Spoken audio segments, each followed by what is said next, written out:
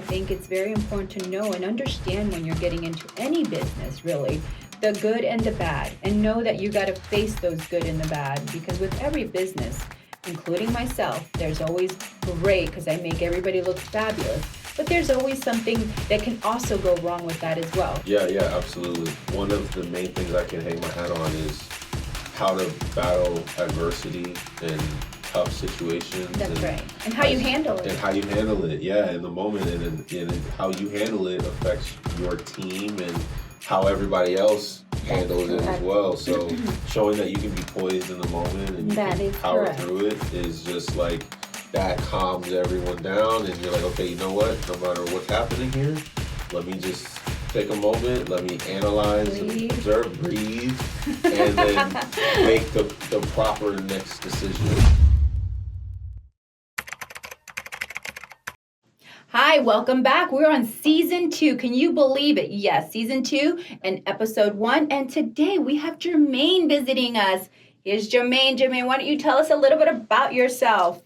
So right now I am, I work hard. I'm an entrepreneur. Okay. But right now I'm managing a retail store. It's called Pop Shelf, and I run that store in the Millennia area here in Orlando. And I've been doing business management now for about 10 years. So I think all the years I put into it and just leading teams, coaching and growing and, affecting the lives of my team has been something that I've appreciated. And it's actually started to it's more so natural for me, but I love what I do. So, that's awesome. That's important right there. Yes. Love what you do. When you don't love what you do, it becomes a job. When you love what you do, it doesn't seem like a job. I love what I do. Right. Yeah, and you're doing a great job too with everything you have going on. So it's definitely inspiring too. Thank you. Yeah. So let our viewers out there know a little bit about this pop-up. What is pop-up? Yeah, so my store is called, so it's Pop Shelf, and it's a retail store, and we have a bunch. It's a mixture of seasonal, home decor, arts, crafts, beauty, household items, food, candy. So we have a little bit of everything. Okay. It reminds you of a Target / Five Below because of the concept. So it's pretty much, you can walk in and it's like you got music, you have this scent of our candles. We have candles as well. And it's self-checkout. So it kind of makes people feel kind of like that, Five Below feel, but it's more of the upscale, like a adult type of a store. So got it. It's really cool. It's a cool store. All my customers love it. They love the store, and we're growing. So we've been around now for a few years. It is a corporate company, but I have the only store right now in Orlando. So I've just been managing and then just helping out with some of the other ones in the district as well. That's wonderful. Yeah.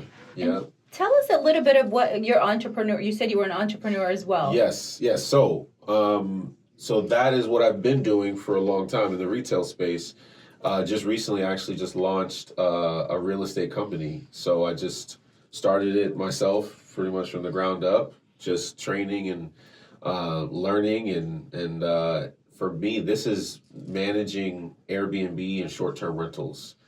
And wow. So it's different, but there is a demand for it, because what it is it's basically property management, but rather than owning a property or being the investor, I am managing the property for that investor. So if someone wanted to rent out their home, or it could be an RV, it could be, space, I can manage that for them. And on the residential side, at least, I focus on short to midterm rentals. So if you wanted to, let's say you have a home, you're traveling a lot, you just need someone to watch over that home, or you want them to rent it out for people to come and, the kind of the Airbnb feel, right? That is something that I can manage for them, and I can take care of the bookings and the guests, the communications on the day-to-day aspect. And it's just something to be able to generate revenue. So when you're gone, rather than your home just kind of sitting vacant, you can rent that out. There's a very structured process where you can actually build that revenue up while you're gone Interesting. and return at any time. I can block out the calendar, and we can make sure that whenever you do want to come back and stay home, you could be right back into your home whenever you want. And so what I do is I help owners and investors. Some people are just investing just to flip it and turn that into a short-term rental, and it's a steady growing industry right now. That's amazing. So if someone has a house and they actually want to Airbnb it, what do they do with their personal stuff? So now, when it comes to personal items, so when we have a home, we can either, let's say you wanted to have it in storage, you could do so. Maybe you wanted to keep it in the home, you could do that as well. But most of the time, this is a property that's solely for renting that out. So you would have to make sure it's somewhere where it's kept safe. You don't really want people to have that full access to your personal belongings. Absolutely. So that's something where we would set it up to where it would solely be that home space for when vacationers come down. Got it. So there's a lot that kind of goes into that, but essentially it's mainly about the furnishing, making sure that it's furnished already, or you can go out, get the necessary furniture you need. And, we would I'd help with hiring the type of staff you would need to manage that as well, because we can have interior decorator if needed. We could have, we'd have a maintenance guy. So I'd make sure that the right people are on call if something happens. That's great. As well as cleaners, which are the main things. So for short-term rentals, you got to have a cleaning company on standby, ready to come in for when those bookers are actually leaving. So once those guests leave, you have the cleaners that would go in. They would clean that property, and they could take pictures, make sure everything is good, and then now you're ready for that next booking for the next guest to come in. Mm-hmm. Wow, that's great. Yes. How long have you been doing that? So this is something that I just launched at the end of last year. Okay. And so I'm just now got the infrastructure down, the systems in place, and now I'm actually going into managing the first properties this month. Is where I'm just now kind of getting the ball rolling, so to speak. So it's definitely exciting. Absolutely. And I think mostly for what I do, it's just about how can I build this, but also be able to help others at the same time. So that's great, because this, for our viewers, I'm sure they have questions. If they wanted to actually start their own Airbnb rental, what advice would you give them? Yeah, I would say that, first, why do you want to do it? What is it that you're looking to gain? Exactly. And what type of, is it something that's realistic for you? Because it's really not for everyone. I think that some people may think, oh yeah, Not for everyone. Why? Right. I think that if you have, let's say you have a property, and maybe maybe you're in an area, the area sometimes matters, you're where it maybe isn't the best idea to do that. Exactly. And now you're investing into doing a certain process that you're not going to really see a lot on the return side. You want to make sure that the property makes sense and that you're living. Listen to that, guys. The property makes sense. Right location is the key, because if you buy property just in any location, it's not always the best case. Correct. And Could be for a flip. Could be for a flip, right? It could be, and long term rentals are the base. That's the most common, but I think the location is huge, but also what your plans are, and you want to make sure you have a consistent plan.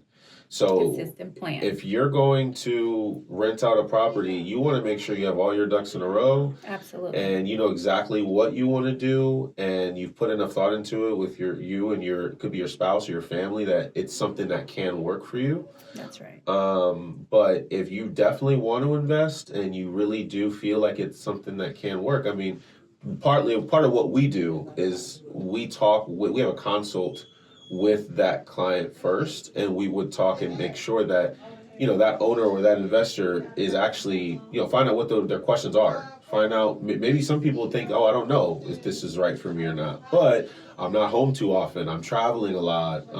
Some people, maybe they have a property that they've had already, and they just, they don't like the long-term process. A lot of people they're not happy with, having certain people. Maybe they're staying too long. Maybe they don't pay their rent on time. Maybe they're, so you're kind of, once you do a long-term rental, you're kind of glued to that renter, that tenant. That is correct. And you're stuck with that person for whatever that for the length of time of that lease. Absolutely. And so, and I think on top of that too, what revenue are you generating as well? So rental prices are up still, but let's say you're getting a couple of $1,000 a month, that's great.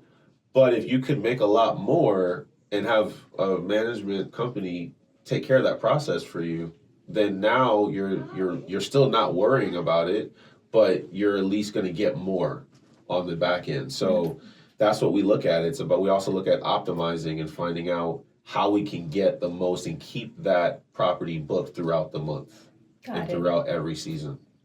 Wow, that's wonderful. I mean, it's like you said, it's not for everyone. You really want, because there's always a flip to everything. It could be a headache. It could turn out to be such a great idea by making the extra income, but at the end, he could have a renter that's crazy, or one of those renters that know the whole process of the eviction might sign that contract for 6 months to a year, and guess what? I mean, you can elaborate more on this. I just know because I did it once in my lifetime. Now I do rent property, just not housing properties. I feel like it's not that much different in that aspect, but I feel like businesses won't let their businesses go as quickly as someone in a house. Is that correct? Yeah, you're absolutely correct. And I think that when it comes to the homes, you have certain, I mean, like you touched on it a little bit, people who know that process. Right now, it's actually kind of a common growing issue with squatters. I'm sure. And people who are like not wanting to leave, and people who are trying to take over people's homes.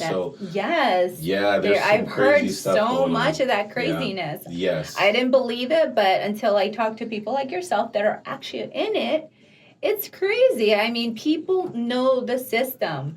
They know when to come in, sign your contract, give you just enough to get through the doors, right, and then bam, they're stuck there for 3 months without paying you a cent. Right.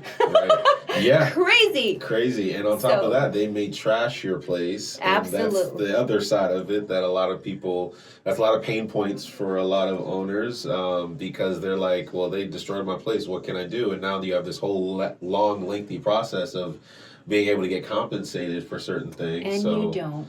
And a lot of times you don't. And so it's rough. And I think that's part of where the short term and midterm process comes in, because for us, we do work with different platforms like Airbnb, Vrbo, things like that. But the good thing about having your platform on or having your properties on these platforms is that you do get paid out for insurance right away. And so if something happens, there's damages, you're covered up to a certain amount, and it's typically you're covered for, like it could be $10 million you're covered. So if there's any damage at all, and there's proof of that damage, and that's why the goal is to go in and make sure there's pictures every time someone, a guest leaves.